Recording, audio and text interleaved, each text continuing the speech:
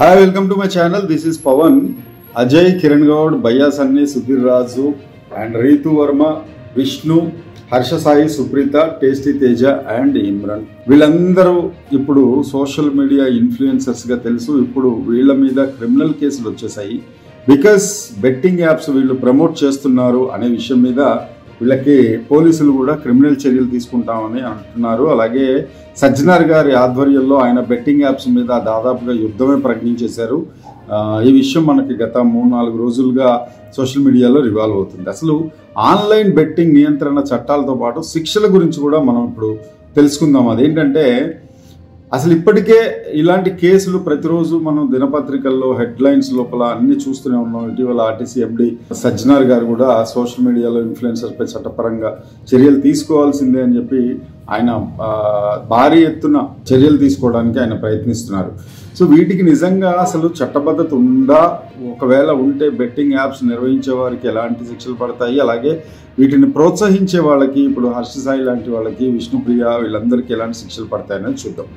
నిజానికి మన దేశంలో ఈ బెట్టింగ్ యాప్ సంబంధిత చట్టాలు ఒక్కో రాష్ట్రానికి ఒక్కోలా ఉన్నాయి. అంటే వినడానికి కొంచెం ఆశ్చర్యంగా ఉన్నా కూడా ఎస్ అంటే దేశం మొత్తానికి బెట్టింగ్ యాప్స్ సంబంధించిన నిషేధాలు అయితే అలా లేవన్నమాట. అంటే కేవలం మనకి ఆంధ్రప్రదేశ్, తమిళనాడు, తెలంగాణలో బెట్టింగ్ యాప్స్ మీద నిషేధం అయితే ఉంది. కానీ మరి కొన్ని రాష్ట్రాల్లో అయితే ఎట్టి పరిస్థితుల్లో లేదంటే సిక్కిం, నాగాల్యాండ్, అలాగే కొన్ని కేరళలో కొన్ని యాప్స్కి, ఇలాంటి వాటిల్లో గోవాలో కూడా లేదు. సో ఇవి నియంత్రిత సేవలు అని అంటారు. వాటి గురించి మనం తర్వాత మాట్లాడుకుందాం. నియంత్రిత సేవలు అనేది పక్కన పెడితే మరి ఎందుకు అంటే ఇప్పుడు ఎట్ ప్రెజెంట్ వీళ్ళకి ఈ జరిమానాతో పాటు జైలు శిక్షలు కూడా అమల్లో ఉంటాయా? కేంద్ర ప్రభుత్వం మరి బెట్టింగ్ నియంత్రణకి ఎలాంటి చట్టాలు చేసింది అనేది ఒకసారి చూద్దాం. చట్టం 2000 prevention of money laundering act అంటే PMLA అంటారు. నిబంధనల ద్వారా ఈ కేసు నమోదు చేయొచ్చు. మన దేశంలో బెట్టింగ్ నియంత్రణ చట్టాలు అయితే IT యాక్ట్ 2000 అనమాట. ఇది అయితే ఈ చట్టం కింద ఆన్లైన్ బెట్టింగ్ అక్రమ జూదం నిర్వహించే వెబ్సైట్లు నడిపే వారికి 3 సంవత్సరాల శిక్ష, 1 లక్ష రూపాయల జరిమానా ఉంటుంది. ఇంకా ఆన్లైన్లో పాల్గొంటే మాత్రం 1 సంవత్సరం జైలు శిక్షతో పాటు 50,000 రూపాయల జరిమానా ఉంటుంది. Prevention of money laundering act PMLA 2002 ఈ చట్టం ప్రకారం అయితే బెట్టింగ్ ద్వారా మనీ లాండరింగ్ చేస్తే 7 సంవత్సరాల జైలు శిక్ష, అంటే మొత్తం 7 years జైలు శిక్షతో పాటు వాళ్ళు ఏదైతే లాండరింగ్ చేశారో ఆ మనీని అంతా కూడా సీజ్ చేస్తారు.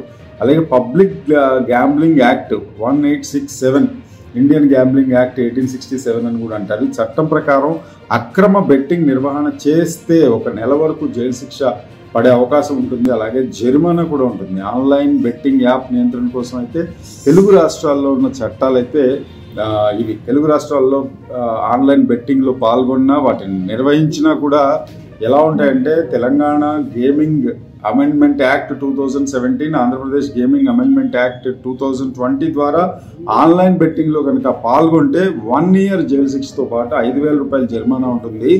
ఒక ఆన్లైన్ బెట్టింగ్ యాప్ నడిపినట్లయితే మాత్రం 2 సంవత్సరాలు శిక్షతో పాటు 10,000 రూపాయల జరిమానా కూడా ఉంటుందని చెప్తున్నారు. మహాదేవ్ బెట్టింగ్ యాప్ స్కామ్ అయితే 2023లో ప్రముఖ betting online app Mahadev betting app ద్వారా అక్రమ మనీ లాండరింగ్ ఆరోపణలు ఎదుర్కొని నిషేధానికి గురైంది. అప్పటి నుంచి మనకి ఈ యాక్ట్స్ కానీ అసలు ఆన్లైన్ బెట్టింగ్ గురించి కానీ మనకి పూర్తిగా తెలిసింది. ఎందుకనంటే ఇప్పుడు మనకి తెలుగు రాష్ట్రాల్లో మధ్యతరగతి వాళ్ళు అయినా సరే, బీద వాళ్ళు అయినా సరే కంప్లీట్గా ఈ యాప్ల బారిన పడి వాళ్ళ జీవితాలను కంప్లీట్గా నాశనం చేసుకుంటున్నారు.